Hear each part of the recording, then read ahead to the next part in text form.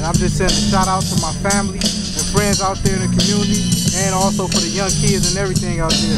I want to shoot a shout out and say that I'm a child of God, and I want everybody to know that it's wrong to do drugs or to drink or anything like that. I'm up here for doing a crime and I'm paying my price right now, but I want everybody to know that this is not the way to go, and just to go ahead and just follow God, that's what it's all about. It's about saving souls, and I hope me doing this video right now will help some kid out there so they won't go the path that I went.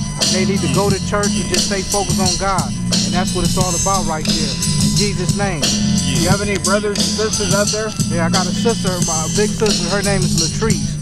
And I'm my mother, Darlene, and I got a wife. Her name Christy, and to my 3 boys, Joshua, Elijah, and Isaiah. I just want all y'all to just be safe out there and just stay into y'all words and believe in God.